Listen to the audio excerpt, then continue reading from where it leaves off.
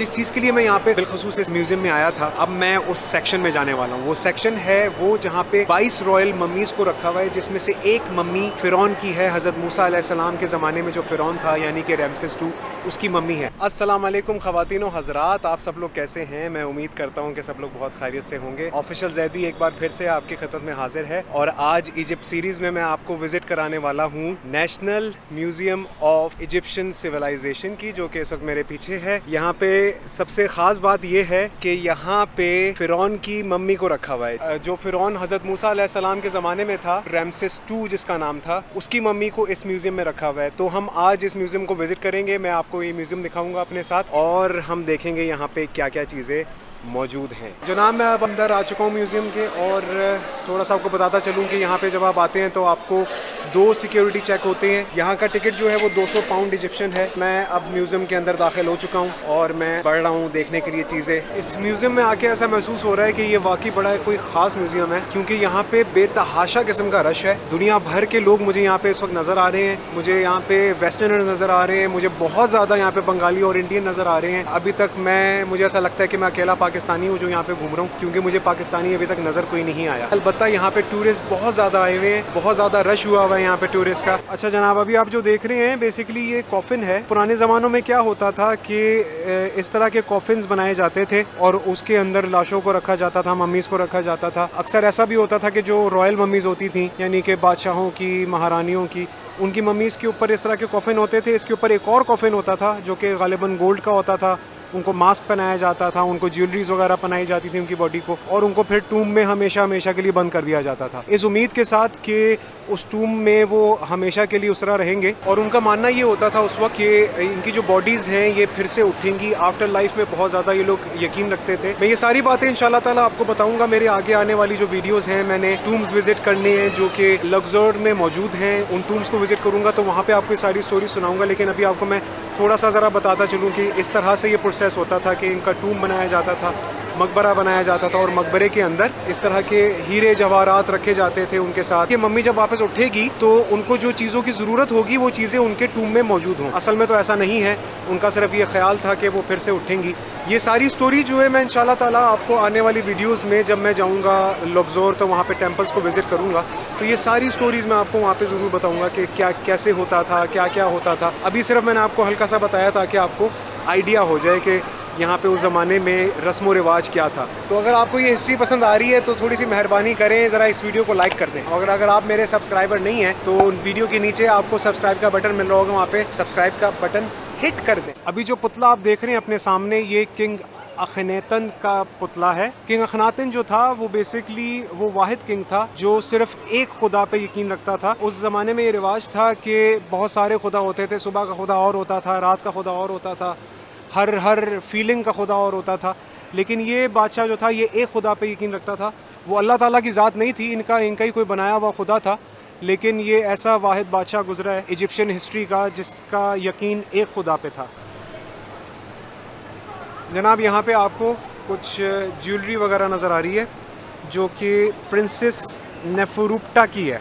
Princess नेफरूप्टा जो कि 12th dynasty में होती थी। 1985 से 795 कबले मसीह का ये ज़माना था। ये उनकी ज्वेलरी होती थी जो भी इस वक्त आपके सामने है। इस पे यहाँ पे लिखा हुआ है जनाब कि ये प्यूरिफिकेशन विद वाटर है। तो कोई इनकी रस्म होती होगी उस ज़माने में कि वो पानी से कोई मंत्र शंतर पढ़ के आपको प्यूरिफाई करते होंगे या किसी को भी प्यूरिफाई करते होंगे। ये देखें जनाब, ये आपको जितने भी पुतले दिखा रहा हूँ मैं, ये हज़ारों साल पुराने हैं। यानी कोई नहीं तो कोई नहीं, 5 से 6 हज़ार या उससे भी ज़्यादा पुराने ये सारे पुतले आपको दिखा रहा हूँ मैं, जो आपके सामने इस वक्त स्क्रीन पे हैं। जैसे कि ये पुतले देखें, ये तो देखने से भी पुराने लगते हैं कि पता नहीं कितने हज़ारों साल से ये सब कुछ मिट्टी के अंदर दबा हुआ था। वक्त के साथ साथ ये सारी चीज़ें दरियाफ्त होती गईं और ये सामने आती गईं और इनको दुनिया भर के म्यूज़ियम्स में रखा गया। लेकिन चूँकि ये इजिप्शियन हिस्ट्री का हिस्सा हैं तो आपको इजिप्शियन चीज़ें ज़्यादा से ज़्यादा आपको इजिप्ट में ही मिलेंगी। तो अभी जो आपको मैं सेक्शन दिखा रहा हूँ, ये बेसिकली उस ज़माने में जो म्यूज़िकल इंस्ट्रूमेंट्स होते थे वो इस तरह से बनाए जाते थे। अब जैसे कि ये एक हार्प है, उस ज़माने का हार्प है ये। अच्छा जनाब, आपके सामने अभी जो एक पुतला मौजूद है ये अमुन रा का है।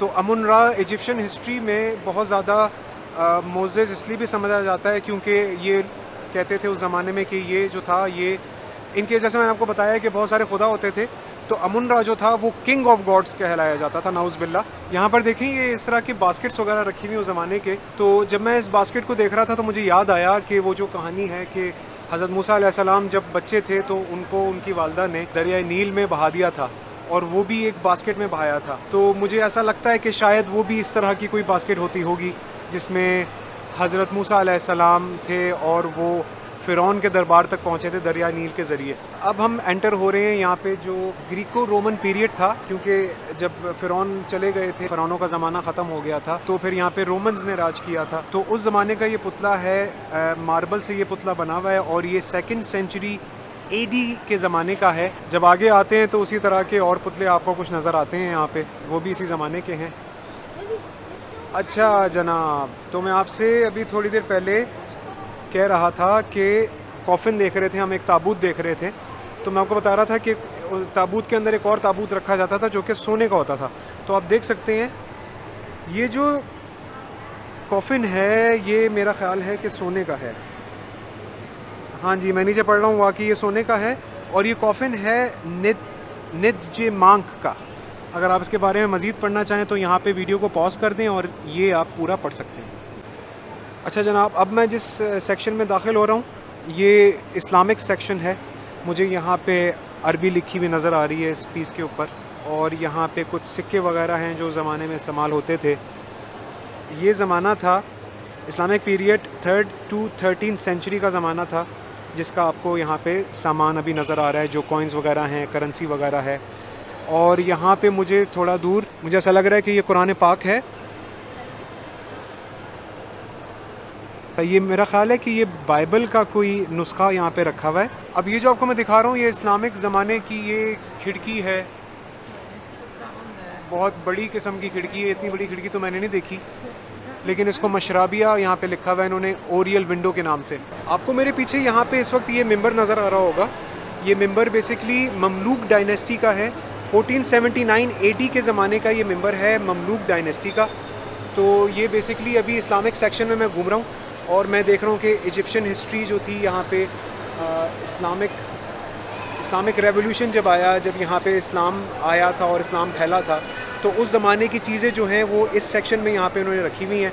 पहले मैंने आपको बाइबल की वो एक दिखाई थी, वो पता नहीं क्यों उन्होंने इस्लामिक उसमें डाल दी, लेकिन चलो खैर वो भी हमारी ही किताब है, बेशक अपनी असली हालत में ना मौजूद हो, क्योंकि कुरान पाक ही एक वाहिद किताब है जो इस वक्त अपनी असल सूरत और असल शक्ल में मौजूद है और जिसकी हिफाजत का ज़िम्मा ख़ुद अल्लाह ताला ने उठाया है। तो कुरान पाक तो कभी भी बदल नहीं सकता, बाकी जितनी भी किताबें उतरी वो सारी बदल चुकी हैं। जनाब, आपको मेरे पीछे यहाँ पे किस्वा नज़र आ रहा है। किस्वा बेसिकली खाना काबा के ऊपर जो कपड़ा डाला जाता है, जो दरवाज़े के ऊपर, उसको कहा जाता है किस्वा। तो ये जनाब ये उस ज़माने का मेरा ख़्याल है कि ये बहुत ज़्यादा पुराना ज़माना नहीं, चंद 100 साल पुराना है ये।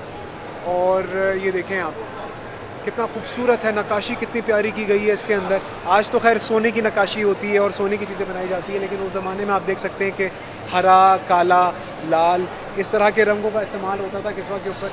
अभी जो आपको मैं किस्वा दिखा रहा था, ये महमल उसके लिए इस्तेमाल होता था कि ये बनता था किस्वा, और कुरान पाक का एक नुस्खा उसके अंदर होता था।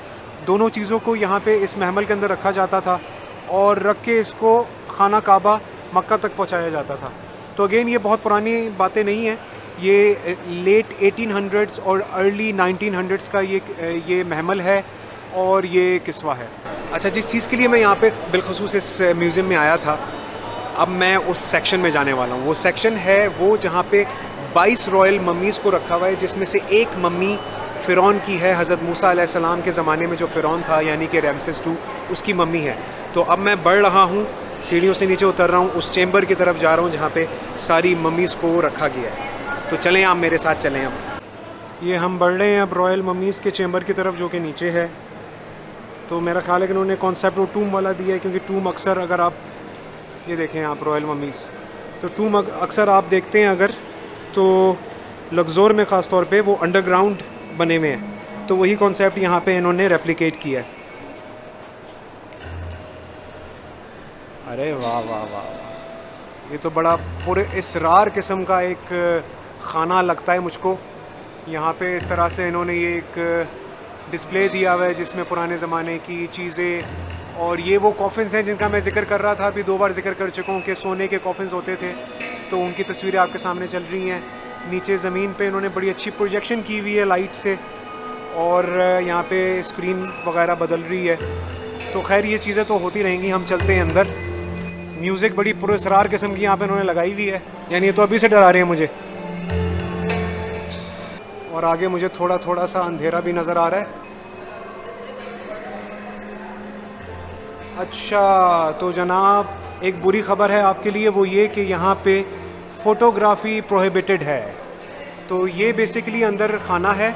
मुझे बड़ा अफसोस हुआ है ये चीज़ देख के कि यहाँ पे फ़ोटोग्राफ़ी प्रोहिबिटेड है। मैं बड़ा चाह रहा था कि मैं आपको अपने साथ अंदर लेके जाऊँ, फ़िरायना की ममीज़ दिखाऊँ, लेकिन यहाँ पे जो रैमसेस II जो फ़िरौन हज़रत मूसा अलैहिस्सलाम के ज़माने का था वो भी यहीं पे मौजूद है। तो ये एंट्रेंस है पीछे।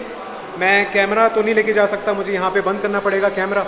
तो जनाब मैं अब जो इनकी रॉयल ममीज़ हैं उनको विज़िट करके आ गया हूँ ऊपर। अफसोस इस बात का है कि मुझे मौका नहीं मिल सका कि मैं किसी की कोई भी तस्वीर लेता या कोई वीडियो बनाता, क्योंकि बहुत ज़्यादा स्ट्रिक्टनेस है नीचे। वहाँ पे आपको ना हर मम्मी के साथ एक बंदा बैठा हुआ है कि नज़र रख सकें, और तस्वीरें लेना बिल्कुल बिल्कुल बिल्कुल ममनू है। एक चीज़ जो मुझे बहुत ज़्यादा महसूस हुई नीचे, कि जो अपने आप को खुदा समझते थे वो अब इस तरह से पड़े हुए हैं जैसे वो कभी एग्जिस्ट ही नहीं करते थे। अच्छा, अंदर ना आपको इस तरह के ये जो तस्वीरें आपके सामने भी चल रही हैं, इस तरह की बॉडीज़ नज़र आती हैं।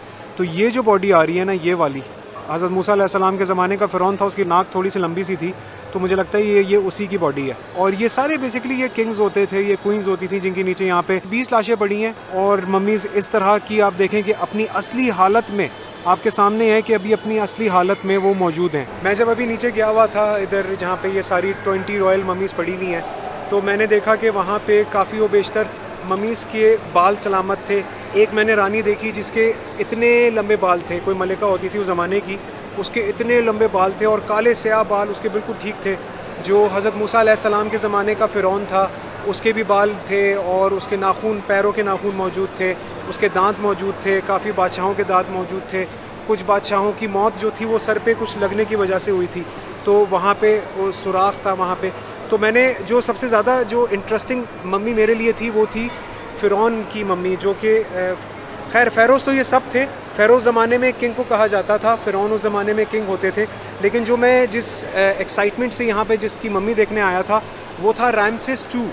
रैमसेस II फ़िरौन था हज़रत मूसा अलैहिस्सलाम के ज़माने में, जिसको अल्लाह ताला ने दरियाए नील में गर्क किया था, और वो इबरत की निशानी बना आगे आने वाली दुनिया के लिए। तो उसकी मम्मी मैं भी देखकर आया, और मैं ये सोच रहा था कि जो फ़िरायना अपने आप को समझते थे कि वो खुदा हैं और वो समझते थे कि वो इस दुनिया का निज़ाम चलाते हैं, वो दरअसल इस वक्त इस जगह पे नीचे नुमाइश के लिए पड़े हुए हैं। यानी कि दुनिया आती है, टिकट खर्च करती है, उनकी बॉडीज़ को देखती है और चली जाती है।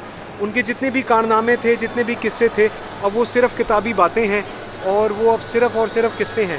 खैर, इसी के साथ अपनी वीडियो को यहाँ पे इख्तिताम करते हैं। अगर आपको आज की वीडियो पसंद आई, जो कि मुझे तो बहुत ही इंटरेस्टिंग ये जगह लगी, मुझे तो बहुत ही मज़ा आया, अगर आपको ये वीडियो पसंद आई तो उसको लाइक ज़रूर कीजिएगा। मैं जानता हूँ कि मैं फ़िरौन दिखा नहीं सका आपको, लेकिन मैं देखूंगा अगर मुझे गूगल पे फ़िरौन की कोई तस्वीर या कोई, क्योंकि अब तो मैंने उसको देख लिया और मुझे पता भी है कि वो रैमसेस II है, तो अगर मुझे कोई ऐसी चीज़ मिली, कोई वीडियो मिली या कोई तस्वीर मिली, तो मैं गूगल से उठा के यहाँ पे सिर्फ उसी फ़िरौन की जो हज़रत मूसा अलैहिस्सलाम के ज़माने का था, मैं यहाँ पे उसकी स्क्रीन पे भी चला दूँगा उसकी तस्वीर वगैरह। तो बस इस वीडियो को अब यहाँ पे इख्तिताम करते हैं। आज की वीडियो बहुत ज़्यादा मज़ेदार हुई और मुझे बहुत ज़्यादा मज़ा आया यहाँ पर आकर। मैंने बहुत सारी यहाँ पे अलग अलग चीज़ें देखी जो कि इतनी पुरानी हज़ारों साल पुरानी। And the main highlight of this museum was the mummies of those Feroze, जिनको मैं नीचे देख कर आया हूँ। खैर, आपसे इजाज़त चाहता हूँ। अगर आपको मेरी वीडियो पसंद आई है तो उसको लाइक ज़रूर कीजिएगा, और इस वीडियो को अपने दोस्तों के साथ ज़रूर शेयर कीजिएगा, क्योंकि इसमें मुझे ऐसा लगता है कि बहुत सारी ऐसी इन्फॉर्मेशन है जो और लोग अगर देखें तो उनका भी इसमें फ़ायदा हो सकता है। अपना आप बहुत ज़्यादा ख्याल रखिएगा। अगर आप मेरे सब्सक्राइबर नहीं हैं तो अभी फ़ौरन मेरे चैनल को सब्सक्राइब कर लें। अभी आगे बहुत सारी इजिप्ट की वीडियोज़ आने वाली हैं, तो वक्तन फ़वक्तन आप तक वो वीडियोज़ आती रहेंगी। बेल आइकन को क्लिक कर दें ताकि जब भी कोई वीडियो आए वो आप तक बआसानी पहुंचती रहे। इंशाअल्लाह ताला आपसे नेक्स्ट वीडियो में मुलाकात होगी। ऑफिशियल ज़ैदी को दीजिए इजाज़त। अल्लाह हाफ़िज़ व नासिर।